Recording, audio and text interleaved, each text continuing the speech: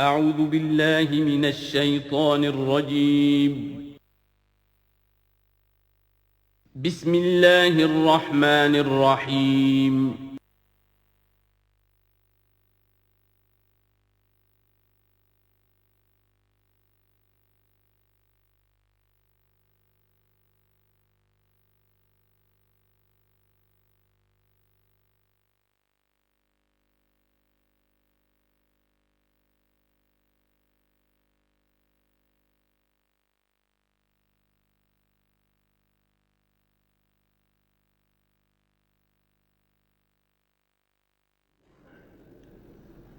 اما بعد فاعوذ باللہ من الشیطان الرجیم بسم اللہ الرحمن الرحیم حامیم والکتاب المبین انا جعلناہ قرآنا عربیا لعلکم تعقلون وقال تبارک وتعالی کما ورد فی سورۃ یوسف علیہ الصلاۃ والسلام الف لام را تلک آیات الکتاب المبین انا انزلناہ قرآنا عربیا لعلکم تعقلون وقال عز وجل کما ورد فی سورۃ الزمر قرآنا عربیا غیر ذی عوج وقال جل وعلا کما ورد فی اول سورۃ الکہف الحمد للہ الذی انزل علی عبدہ الکتاب ولم یجعل لہ عوجا صدق اللہ العظیم رب اشرح لی صدری ویسر لی امری واحلل عقدۃ من لسانی یفقہوا قولی۔ تعارف قرآن کے ضمن میں جو مباحث پہلی نشست میں مکمل ہو چکے ہیں اس میں ایک کمی رہ گئی تھی، اس کو پورا کر لیجئے۔ قرآن مجید کی 2 آیات کے بارے میں یہ روایت موجود ہے صحیح مسلم میں حضرت عبداللہ ابن مسعود رضی اللہ تعالی عنہ سے کہ سورہ بقرہ کی آخری 2 آیات حضور کو شب معراج میں عطا ہوئی ہیں، وہ زمین پر نازل نہیں ہوئیں بلکہ حضور نے آسمان پر پہنچ کر ان کو حاصل کیا ہے۔ یہ امت کے لیے شب معراج کے تحفے کے طور پر یہ 2 آیتیں آمن الرسول بما انزل الیہ من ربہ والمؤمنون کل آمن باللہ وملائکتہ وکتبہ ورسلہ لا نفرق بین احد من رسلہ وقالوا سمعنا واطعنا غفرانک ربنا والیک المصیر۔ پھر آخری آیت جس میں طویل ترین دعا ہے۔ یہ 2 آیات جو ہیں مستثنیٰ کر لیجئے تو باقی جو ہے قرآن مجید وہ پھر پورا حجاز میں زمین پر نازل ہوا ہے محمد رسول اللہ صلی اللہ علیہ وسلم کے قلب مبارک پر۔ اب جو اگلی بحث ہے اس تعارف قرآن کے ضمن میں، قرآن کی زبان کون سی ہے؟ یہ سب جانتے ہیں عربی زبان ہے، لیکن کون سی عربی؟ عربی کوئی ایک نہیں ہے۔ جیسا کہ آپ کو معلوم ہے کہ ایک زبان ہوتی ہے تو اس کے ڈائلیکٹس ہوتے ہیں۔ پنجابی زبان کے نہ معلوم کتنے ڈائلیکٹس ہیں، بنگلہ زبان کے نہ معلوم کتنے ڈائلیکٹس ہیں، پشتو کے کتنے ڈائلیکٹس ہیں۔ عربی زبان کے اس وقت پورے عالم عرب کے اعتبار سے تو دیکھیے تو ہر ملک کا جو ہے اپنا لہجہ ہے اور ان کے اپنے انداز ہے۔ تو خود نزول قرآن کے وقت بھی پورے جزیرہ نمائے عرب میں کوئی ایک زبان نہیں تھی، زبان ایک تھی لیکن اس کے لہجے مختلف تھے، الفاظ مختلف تھے۔ تو یہ جان لیجئے کہ قرآن نازل ہوا ہے حجاز کے بادیہ نشینوں کی زبان میں۔ وہ اصل عربی زبان حجازی قوم سمجھتی تھی، شہری زبان نہیں، دیہاتی زبان، یعنی کہ شہروں میں دوسرے ملکوں کے لوگ آتے جاتے رہتے تھے۔ خاص طور پر مکہ مکرمہ جو ہے وہ تو چونکہ ایک بہت بڑا تجارتی مرکز تھا۔ لإلاف قریش ایلافہم رحلۃ الشتاء والصیف فلیعبدوا رب ھذا البیت۔ ان کے قافلے جاتے تھے، آتے تھے، دوسرے تاجر بھی آتے تھے، تو ظاہر بات ہے کہ شہروں کے اندر تو پھر زبان جو ہے وہ مکسڈ ہو جاتی ہے، خالص نہیں رہتی۔ یہی وجہ ہے کہ قریش کے جو شریف گھرانے تھے، اونچے گھرانے تھے، وہ اپنے بچوں کو صحرا میں بھیج دیتے تھے کہ ان کی پرورش وہاں ہو، وہاں وہ خالص عربی زبان سیکھیں، ان کی زبان جو ہے پولیوٹڈ نہ ہو۔ تو بادیہ نشین حجاز کے، نجد کے نہیں، حجاز کے بادیہ نشین، ان کی زبان میں قرآن نازل ہوا ہے۔ یہ آیتیں اس سے پہلے بھی سامنے آ چکی ہیں سورہ زخرف کی، انا جعلناہ قرآنا عربیا لعلکم تعقلون، ہم نے اس اپنے کلام قدیم کو عربی زبان کا جامہ پہنایا ہے۔ انا انزلناہ قرآنا عربیا، یہ سورہ یوسف کی آیات، ہم نے اتارا ہے اسے قرآن عربی بنا کر، قرآنا عربیا لعلکم تعقلون۔ سورہ زمر میں قرآنا عربیا غیر ذی عوج، یہ عربی مبین میں ہے، صاف ستھری دھلی ہوئی عربی زبان جس میں کہیں کوئی ٹیڑھ نہیں ہے، کوئی ایچ پیچ نہیں ہے۔ اور یہی پھر سورہ کہف میں جو ایک ترانہ حمد اللہ نے ہمیں سکھایا ہے کہ میرے اس انعام عظیم پر میرا شکر ادا کیا کرو، تو کن الفاظ میں الحمدللہ الذی انزل علی عبدہ الکتاب ولم یجعل لہ عوجا۔ تو یہ عربی مبین جو ہے اگرچہ اصلاً ہے بادیہ نشین حجاز کے، البتہ یہ کہ عرب کے دوسرے قبائل کے بھی ان کی زبانوں کے بعض الفاظ اس میں آئے ہیں۔ اس سے آگے بڑھ کر یہ کہ بعض معرب الفاظ بھی ہیں، ہندی زبان کا کوئی لفظ اس نے عربی کا جامہ پہن لیا، فارسی زبان کا کوئی لفظ اس نے عربی کا جامہ پہن، وہ بھی قرآن میں بعض ہیں، استثناءات ہیں یہ۔ جیسے سنگ گل، یہ فارسی زبان کا لفظ ہے، سنگ گل، وہ سجیل بن کر قرآن مجید میں آ گیا ہے۔ حجارۃ من سجیل، یہ جو الم تر کیف فعل ربک باصحاب الفیل سورہ فیل میں ہے، سنگ گل کا سجیل بنا۔ اس طرح کے کچھ اور الفاظ بھی ہیں، لیکن یہ سمجھیے کہ ایکسیپشنز پروو دی رول، یہ استثناءات ہیں، قاعدہ اپنی جگہ پر قائم رہے گا کہ یہ حجاز کے بدوؤں بادیہ نشینوں کی جو زبان تھی اس میں قرآن نازل ہوا ہے۔ اس قرآن کے بارے میں، اس کی زبان کے بارے میں جو چند پہلو سامنے رہنے چاہیے، فصاحت اور بلاغت کی معراج، یہ میں بعد میں قرآن کے وجوہ اعجاز پر جب بحث کروں گا کہ یہ کس کس اعتبار سے معجزہ ہے، تو وہاں زیادہ تفصیل سے یہ بات آئے گی کہ عربی زبان کی فصاحت اور بلاغت کی معراج ہے۔ آپ کو معلوم ہے کہ آج بھی دنیا میں یہودی بھی ہیں جن کی مادری زبان عربی ہے، عیسائی بے شمار ہیں جن کی مادری زبان عربی ہے، ان کے ہاں بھی عربی ادب کی چوٹی کی کتاب جو پڑھائی جاتی ہے وہ قرآن ہے۔ یہ انہیں ماننا پڑتا ہے کہ عربی ادب کی جو آخری کتاب ہے، چوٹی کی کتاب ہے، وہ یہی ہے۔ یہودی بھی پڑھائیں گے، جیسے آپ انگریزی زبان پڑھنی ہے سمجھنی ہے تو شیکسپیئر کے بغیر آپ کیسے سمجھیں گے، اب وہ تو ایک سٹینڈرڈ ہے۔ اسی طریقے سے یوں سمجھیے کہ عربی زبان عربی ہونے کے اعتبار سے کلام اللہ ہونا اس پر ان کا ایمان نہیں ہے، لیکن یہ کہ عربی زبان کے اعتبار سے اس کی فصاحت اور بلاغت کا لوہا وہ مانتے ہیں۔ پھر اس میں ایک خاص ملکوتی غنا ہے، ڈیوائن میوزک، صوتی آہنگ ہے، عذوبت ہے، مٹھاس ہے۔ لاہور میں ایک صاحب ہیں جو پروفیسر ہیں فونیٹکس کے پنجاب یونیورسٹی میں، وہ کہتے ہیں میں ثابت کر سکتا ہوں کہ جتنے بھی آج دنیا میں اصول ہیں صوتی، یہ خود اپنی جگہ ایک بہت بڑی سائنس ہے، اس کے اعتبار سے میں ثابت کر سکتا ہوں کہ بلند ترین موسیقی قرآن مجید میں ہے، ملکوتی غنا۔ اسی لیے قرآن مجید کو اچھی سے اچھی آواز میں پڑھنے کی تاکید آئی ہے۔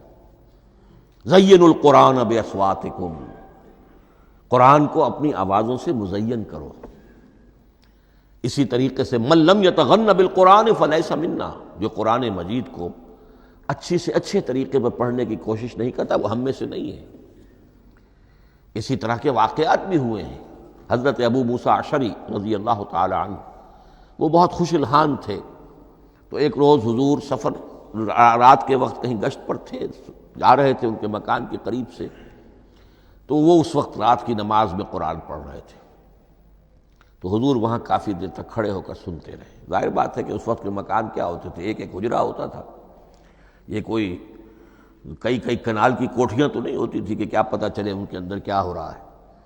وہ تو حضرت ابو بکر کے مکان کے پاس سے گزرتے تھے تو ان کی تلاوت سنتے تھے، حضرت عمر کے مکان کے قریب سے گزرے ان کی تلاوت سنی، حضرت عمر بلند آواز میں پڑھتے تھے، حضرت ابو بکر بڑی پست آواز میں پڑھتے تھے۔ حضور نے پوچھا کہ تم ایسا کیوں کرتے ہو؟ حضرت عمر نے کہا میں اس لیے کرتا ہوں، زور سے پڑھتا ہوں کہ شیطان بھاگ جائے۔ حضرت ابوبکر نے عرض کیا کہ میں اس لیے پڑھتا ہوں کہ جس کو میں سنا رہا ہوں وہ سنتا ہے، اس کو بلند آواز کی ضرورت نہیں۔ حضور نے کہا کہ ابوبکر تم ذرا اونچی کر لو آواز، اور عمر تم ذرا پست کر لو، ایوریج میں لے آؤ۔ تو بہرحال یہ معاملہ حضور کا صحابہ کے ساتھ ہوتا تھا۔ تو ابو موسیٰ اشعری رضی اللہ تعالی عنہ کی جب قرأت آپ نے سنی تو اگلے روز جب ملاقات ہوئی فجر میں تو آپ نے تحسین فرمائی ان الفاظ میں، یا ابا موسیٰ انک قد اوتیت مزمارا من مزامیر آل داود، اے ابو موسیٰ تمہیں تو اللہ نے آل داود کے سازوں میں سے ایک ساز عطا کیا ہے، یعنی حضرت داود کے گلے میں جو ساز تھا، خوش الحانی تھی، ان کی آواز نہایت خوبصورت تھی۔ تو اسی طریقے سے اب وہاں کوئی مزمار سے مراد وہ نہیں ہے آلات موسیقی نہیں، گلے میں جو اللہ تعالیٰ نے رکھا ہے۔ تو انک قد اوتیت مزمارا من مزامیر آل داود۔ ایک آخری بات یہ نوٹ کیجئے کہ قرآن مجید کا عظیم ترین احسان ہے عربی زبان پر۔ یہ یوں سمجھیے کہ ایک ستون کی طرح اس زبان کو ٹھہرا دیا ہے، اس کو سٹیبل کیا ہے قرآن مجید۔ آج بھی پوری دنیا میں جسے عرب کہتے ہیں فصیح زبان، لغہ فصحی، وہ ایک ہے، وہ قرآن ہی کی ہے۔ زبانیں بدلتی رہتی ہیں۔ اردو 300 سال پہلے کی دکن میں جب شروع ہوئی، وہ آج آپ پڑھ بھی نہیں سکیں گے وہ کیا اردو تھی ولی دکنی کی، پھر وہ کیا اس نے روپ بدلے ہیں، اب وہ اردو کس شکل میں ہے، فارسی کن کن شکلوں میں رہی ہے، مختلف انگریزی کتنی شکلیں بدل گئی ہیں، لیکن عربی قائم ہے۔ اس کے لیے جیسے کہ قرآن مجید میں آتا ہے کہ ہم نے پہاڑ زمین میں گاڑ دیے اس کو سٹیبلائز کرنے کے لیے، ان تمید بکم، تمہیں لے کر زمین ایک طرف کو جھک نہ جائے۔ تو جس طرح یہ پہاڑ جو ہیں سٹیبلائزنگ ایفیکٹ رکھتے ہیں اس زمین کے لیے، اسی طریقے سے قرآن سٹیبلائزر ہے عربی زبان کا۔ اس کے اندر جو ایک ٹھہراؤ اور جماؤ پیدا کیا ہے، یہ قرآن مجید کا احسان عظیم ہے۔ تعارف قرآن کے ضمن میں اگلی گفتگو، قرآن کے اسماء و صفات۔ عربوں کا ایک خاص ذوق تھا، اور ظاہر بات ہے کہ اللہ تعالیٰ نے جب قرآن نازل کیا ہے تو عربوں کے ذوق کو بھی مد نظر رکھا ہے۔ ان کا ذوق کیا تھا؟ جس چیز سے انہیں محبت ہوتی تھی اس کے وہ بہت سے نام رکھتے تھے۔ گھوڑے کے لیے ہزاروں لفظ مل جائیں گے آپ کو، شیر کے لیے 5000 الفاظ مل جائیں، تلوار کے لیے 5000 الفاظ مل جائیں گے۔ یعنی اس شے کی جو بھی صفت ہے اس صفت کے اعتبار سے ایک نام، کوئی اور صفت ہے اس صفت کے ایک اور نام، تو وہ صفاتی نام۔ اب جیسا کہ آپ کو معلوم ہے اللہ کے 99 نام صفاتی تو ہے نا، اللہ کی ایک صفت دوسری صفت، اسی کے اعتبار سے اس کے نام ہیں۔ قرآن مجید کے اسماء علامہ جلال الدین سیوطی رحمۃ اللہ علیہ نے 55 شمار کیے،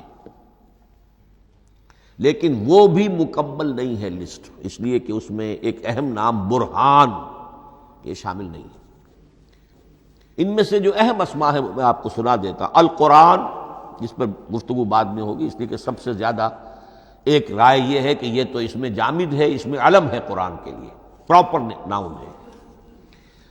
الکتاب، الذکر، الہدی، النور، الفرقان، کلام اللہ، الوحی، روحا من امرنا۔ پھر اس کی صفات کے اعتبار سے الکریم، الحکیم، العظیم، المجید، المبین، رحمہ، العلی، بصائر، بشرا، بشیر، نذیر، عزیز، قرآن عزیز، بلاغ، بیان، احسن القصص، احسن الحدیث، موعظہ، شفاء، مبارک، مہیمن، قیم، مثانیہ، متشابہ۔ یہ میں نے آپ کو 23 نام بتائے ہیں، لیکن یہ کہ علامہ جلال الدین سیوطی نے 55 گنوائے۔ لیکن جو بحث دلچسپ ہے وہ یہ ہے کہ جو اس کے لیے لفظ القرآن ہے، اس کے معنی کیا ہیں اور یہ کس مصدر سے، کس مادے سے یہ لفظ بنا ہے؟ ایک رائے تو یہ ہے کہ یہ اس میں جامد ہے، یہ مشتق نہیں ہے، کسی مادے سے نکلا ہوا نہیں ہے۔ اور یہ بھی آپ نوٹ کر لیجئے، اللہ کے اسماء میں سے بھی ایک نام کو سمجھا جاتا ہے، وہ مشتق نہیں ہے، اس میں جامد ہے، اس میں علم ہے، اور وہ ہے اللہ۔ باقی سارے نام صفاتی ہیں، ایک نام، اس لیے اس میں ذات کہتے ہیں، اس کو اس میں ذات۔ لیکن یہ رائے متفق علیہ نہیں ہے، یہ کچھ لوگوں کی رائے ہے۔ ایک رائے یہ بھی ہے کہ یہ بھی اس میں علم نہیں ہے، یہ بھی مشتق ہے الہ سے۔ جیسے حکیم، یہ صفت ہے، الحکیم یہ اللہ کا نام ہو گیا۔ الہ ایک معبود، الالہ معبود برحق، الالہ وہ اللہ بن گیا، ایک رائے یہ۔ لیکن یہی اسی طریقے سے نوٹ کیجئے کہ قرآن مجید کے بارے میں بھی ایک رائے یہ ہے کہ القرآن اس میں علم ہے، پراپر ناؤن ہے، یہ جامد ہے، یہ مشتق نہیں ہے، کسی اور مادے سے نکلا نہیں۔ لیکن جو اکثریت کی رائے ہے، جس پر تقریباً اجماع ہے، وہ یہ ہے کہ نہیں، یہ اس میں جامد نہیں، اس میں مشتق ہے۔ لیکن پھر دو رائے ہیں کہ مادہ کیا ہے۔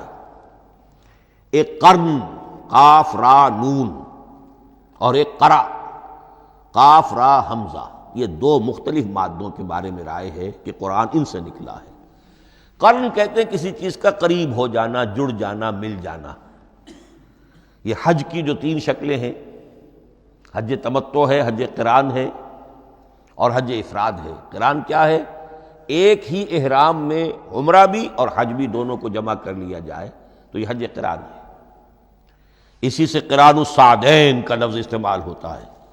قرینہ اور قرائن جو ہے اسی سے الفاظ۔ امام فرا کی رائے یہ ہے کہ قرن سے یہ قرآن بنا ہے، اس لیے کہ اس میں بھی اللہ تعالیٰ کی آیات جمع ہو گئی۔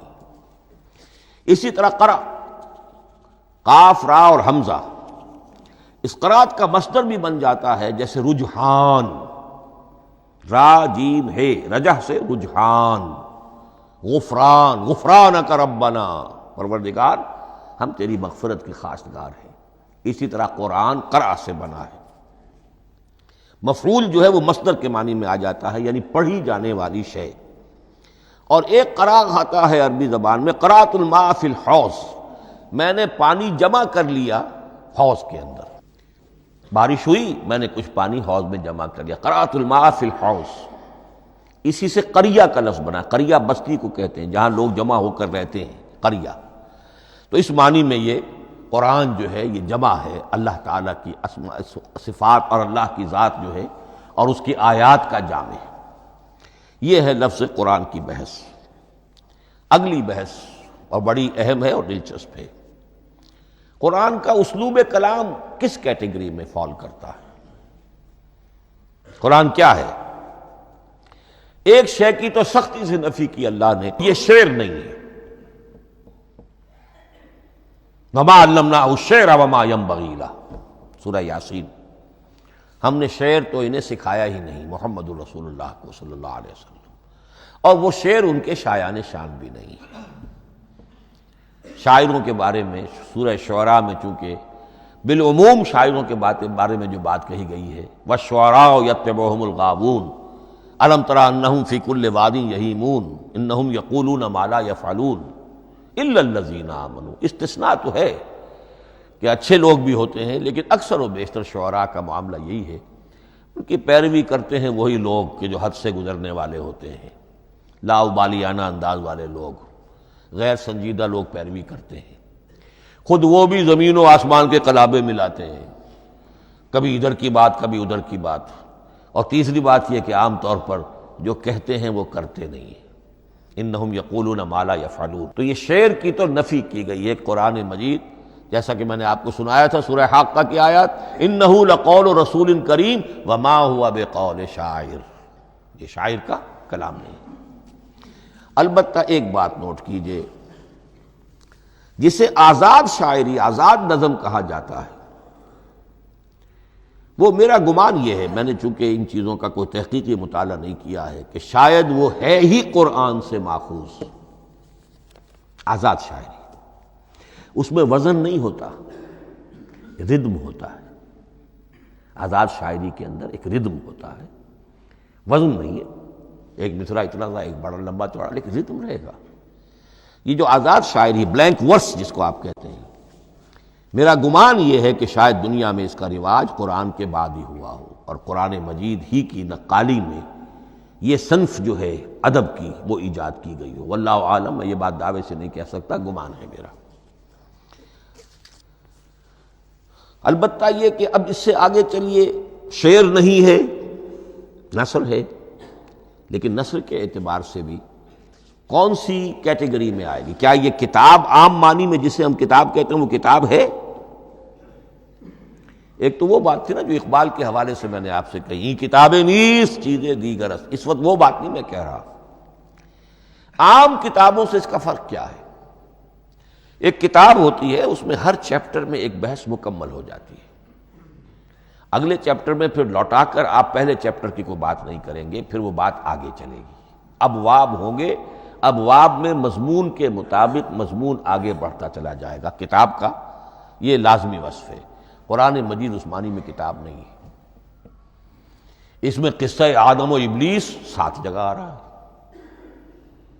بار بار آ رہا ہے، سورہ بقرہ میں، سورہ اعراف میں، سورہ ہجر میں، سورہ بنی اسرائیل میں، سورہ کہف میں، پھر سورہ طٰہٰ میں، چلتے جائیے، سورہ صاد میں حضرت موسیٰ علیہ السلام کا قصہ کتنی مرتبہ آ رہا ہے۔ تو قرآن مجید اس کتاب کی کیٹیگری، اس کی ڈیفینیشن پر پورا نہیں اترتا۔ دنیا میں جو کتاب کا معیار ہے، عام اس کا جو اسلوب ہے، اس کی جو ڈیفینیشن ہے، ایک شکل ہوتی ہے مجموعہ مقالات، وہ بھی نہیں ہے۔ اس میں ہر مقالہ اپنی جگہ پر ایک مکمل شے ہوتی ہے، لیکن یہ کہ وہ دوسرے مقالات سے تو مختلف ہوگی، یہ مجموعہ مقالات بھی نہیں۔ اس کا اسلوب جو ہے وہ خطبے کا ہے، اوریشن، اور یہ کہا جا سکتا ہے it's a collection of divine orations. یہ اللہ تعالیٰ کے خطبات کا مجموعہ ہے۔ مختلف اوقات میں خطبے نازل ہوتے تھے حضور پر صلی اللہ علیہ وسلم۔ اور یہ بھی جان لیجئے کہ عرب میں ادب کی 2 ہی صنفیں تھیں جو معروف تھیں، یا شعر یا خطبہ، یا خطیب ہوتے تھے بڑے شعرا بیان خطیب، اور یا شاعر ہوتے تھے۔ تو یہ جب شعر کے اسلوب پر نہیں تھا تو خطابت کا اسلوب ہے جو اللہ نے اختیار فرمایا، اور ہر موقع پر، ہر مرحلے پر جو خطبہ اس وقت کے حالات کی مناسبت سے نازل ہوا وہ ایک صورت ہے۔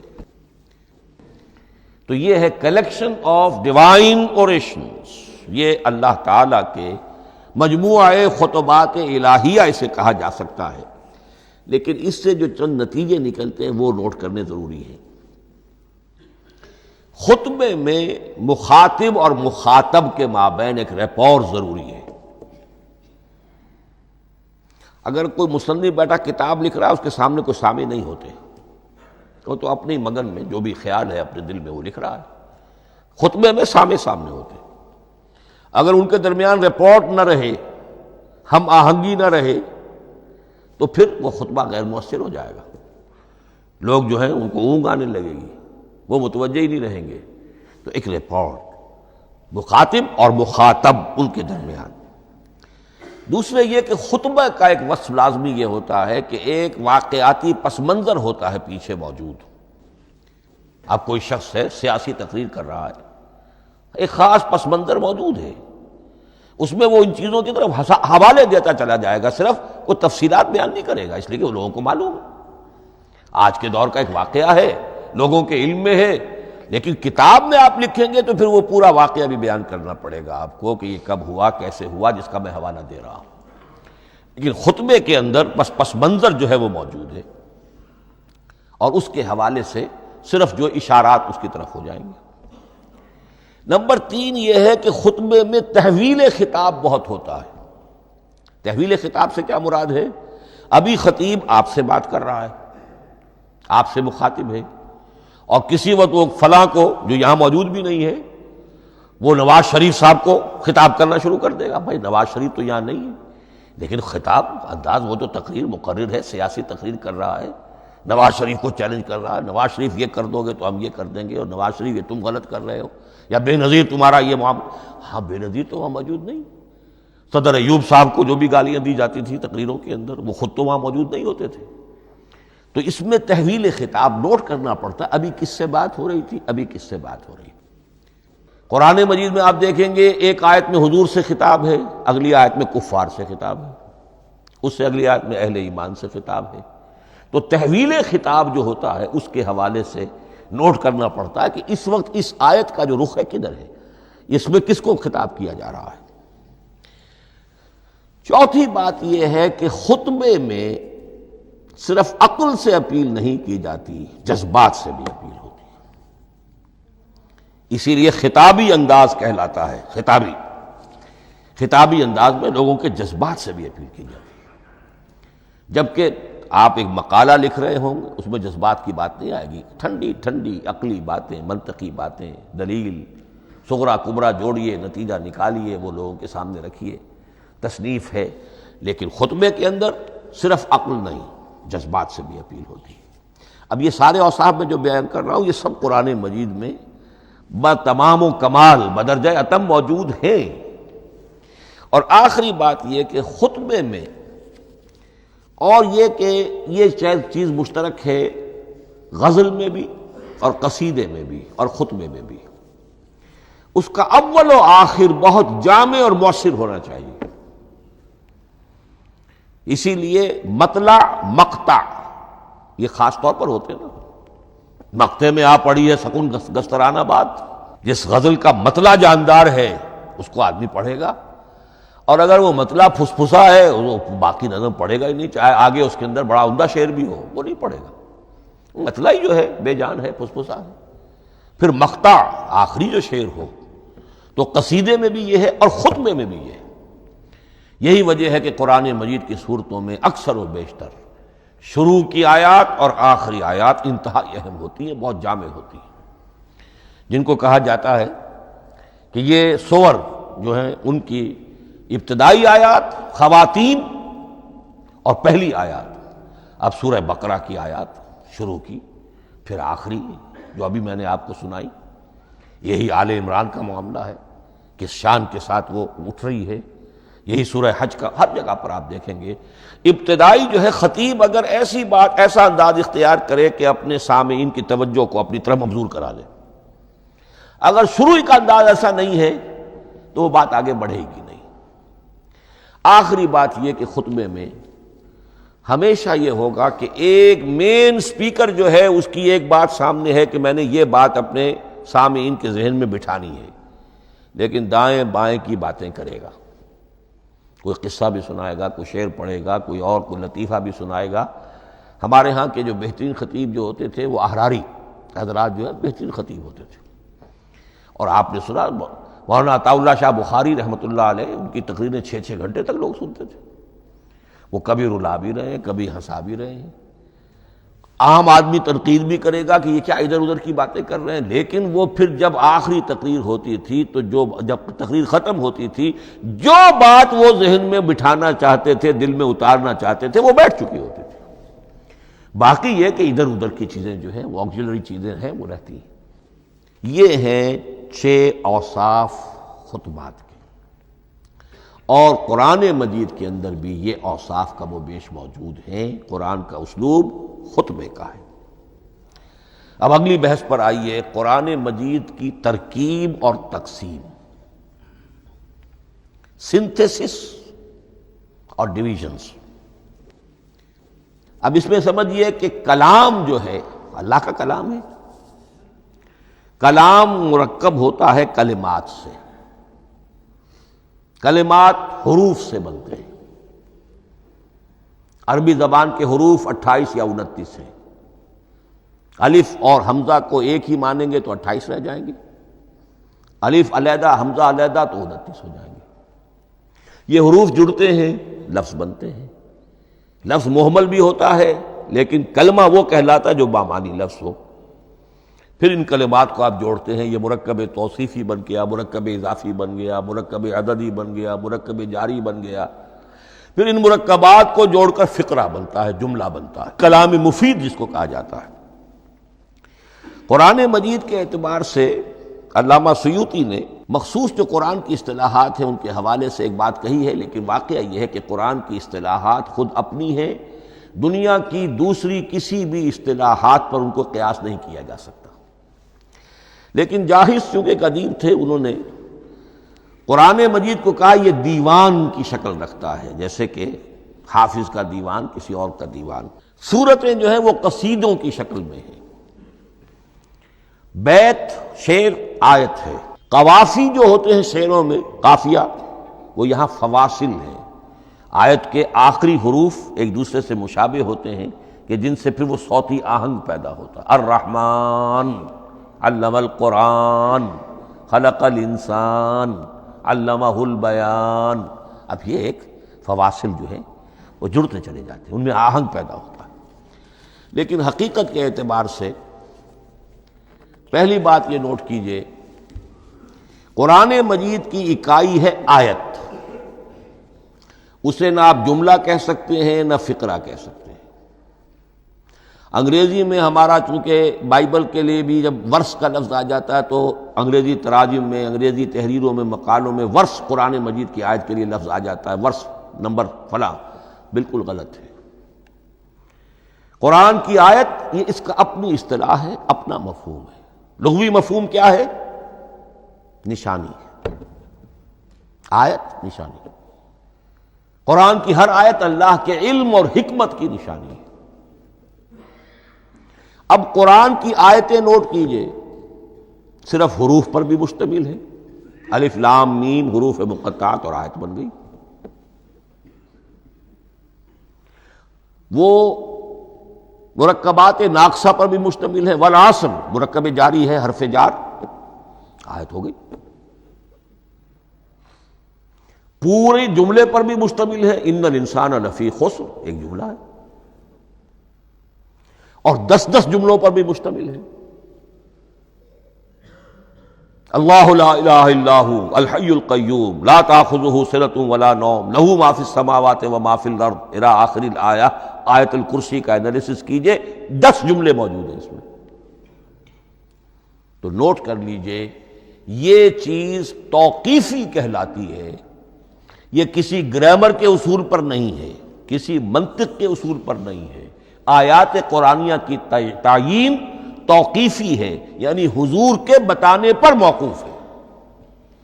حضور نے بتایا والعصر، یہ آیت ہو گئی، آیت ہو گئی، ہم آیت مانیں گے۔ الف لام میم آیت ہو گئی۔ قاف حرف ایک ہے، یہ آیت نہیں ہے۔ نون ایک حرف ہے، آیت نہیں ہے۔ قاف والقرآن المجید ایک آیت بنی، نون والقلم وما یسطرون ایک آیت بنی۔ تو اس طریقے سے اس کو کہتے ہیں توقیفی، موقوف علیہ ہے حضور کے بتانے پر۔ اب اس میں روایات کا اختلاف ہو سکتا ہے کہ حضور سے کوئی روایت یہ ہو کہ یہ ایک آیت بنی یا 2 آیتیں بنی۔ مثلا بڑی اہم مثال آپ کو دے رہا ہوں، سورہ مزمل کی جو دوسرا رکوع ہے، پورا دوسرا رکوع، وہ ایک آیت شمار ہوتا ہے۔ اور میرا بڑا گمان رہا بہت عرصے تک کہ یہ ایک آیت نہیں ہو سکتی، یہ مختلف اوقات میں نازل ہوئی ہیں، 2 اوقات میں نازل ہوئی ہے۔ اور یہ مجھے قول مل گیا علامہ سیوطی کے ہاں، حضرت عبداللہ ابن عباس رضی اللہ تعالی عنہما کا قول کہ یہ 2 آیتیں ایک نہیں۔ لیکن یہ کہ یہ ہوگا موقوف روایت پر، میں کوئی نہیں ہوں جو اسے قرار دے سکوں۔ ہاں مجھے اگر کوئی روایت مل جاتی ہے، کوئی خبر یا اثر، خبر محمد الرسول اللہ کی یا اثر آپ کے کسی صحابی کا صلی اللہ علیہ وسلم و رضی اللہ تعالی عنہ، تو پھر یہ ہے کہ ہم مانیں گے۔ تو اس کو کہتے ہیں توقیفی۔ آیات اور سور کا معاملہ توقیفی ہے بالکل، یا کسی منطق، کسی گرامر، کسی اصول بیان، کسی پر مبنی نہیں ہے، یہ مبنی ہے حضور کے بتانے پر۔ اس طرح سورت کسے کہتے ہیں؟ عربی زبان میں سور کے معنی ہے فصیل۔ فَضُرِبَ بَيْنَهُمْ بِسُورٍ لَهُ بَابٌ، سورہ حدید کے اندر الفاظ آئے۔ اب اس کا کیا تصور دیا گیا کہ ہر آیت جو ہے وہ اللہ کے علم اور حکمت کی نشانی ہے۔ 10 آیتیں، 20 آیتیں، 100 آیتیں، 285 آیتیں، 286 آیتیں جوڑ کر ایک فصیل باندھ دی گئی۔ یہ شہر حکمت خداوندی ہے۔